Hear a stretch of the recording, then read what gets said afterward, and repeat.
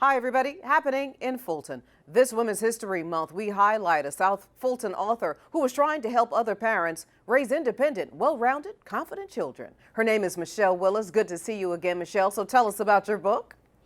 Yeah, so the book really is about just different things that we can do to raise intentional kids, or really be more intentional about how we raise our kids.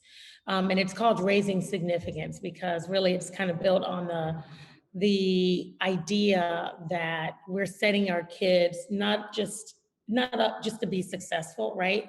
But we're setting them up to be change makers in society. We're not just raising contributing members. We're raising people who are going to elevate the game and change the game and be legacy makers and legacy leaders. And why is it relevant today, Michelle? Yeah, so the book's been getting a lot of attention because we're in, this pandemic, quarantine, COVID time.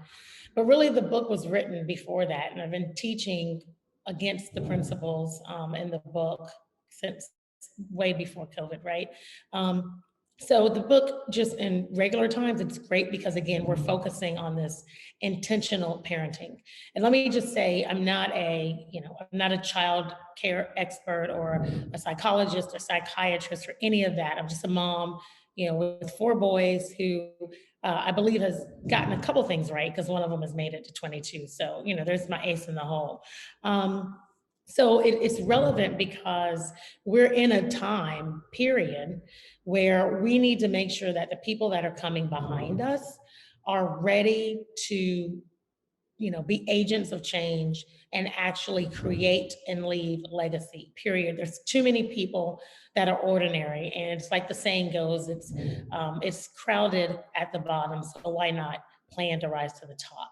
Now, having said that, it's even more relevant as we speak to this quarantine and pandemic and COVID time, because people have realized that with their kids being at home and them being at home and trying to work and operate in the same space, it doesn't work as seamlessly as it does when the kids aren't at home during the day and when parents aren't going to work.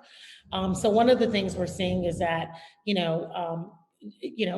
we have to find time to actually parent and teach our kids simultaneously, where we relied on somebody else to teach our kids for the better part of the day. So COVID has kind of, unveiled all of these things for us.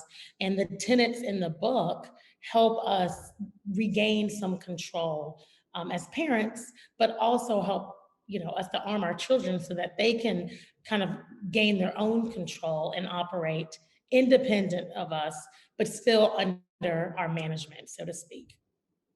And you are making your book available to the library as a part of a donation. Why was that important to you? Well, I mean, giving is just the right thing to do, isn't it? I mean, I think that anytime we have the opportunity to give, to donate, to give back, to contribute, especially as it, relates to our immediate community, we should do that. I'm a proponent of education, and the library is simultaneous with education and the gathering of knowledge. And so, if I have an opportunity to give to an organization or an institution that's going to foster education and foster the dissemination of knowledge, I mean, if I have some control there, then absolutely I would want to make sure that I did that. Final thoughts. So the biggest thing really is that, this book is, like I said, it's gotten a lot of attention during COVID. But there are a couple of tenets in the book that, if we focus on as parents, they will absolutely help us parent better, work better, be more effective and efficient. But really, they arm our children to be these independent change makers that we want them to be, certainly when they get out of our houses, but absolutely while we're in them. And the main tenet really is the obey immediately and happily piece. We need our children to respect us and to do what we say because we know best, right?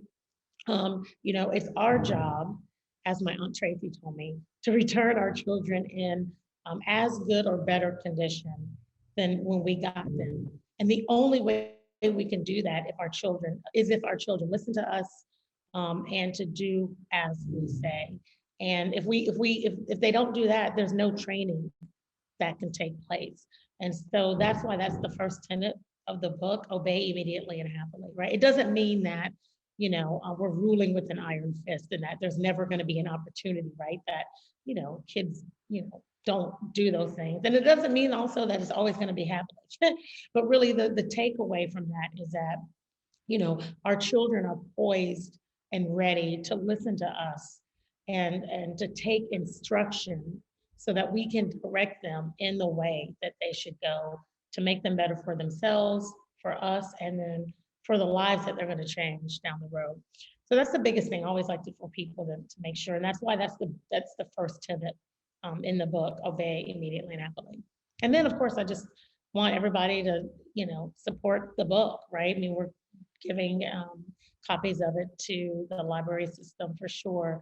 But if you read the book and you like it and you believe that it can help someone else, share the love, let everybody know, because, I really believe, and I've seen it in my life and in other people's lives where, the tenets of the book really can help. Happy Women's History Month. Michelle Willis, thanks again for your time. Thank you so much for having me. I really appreciate it.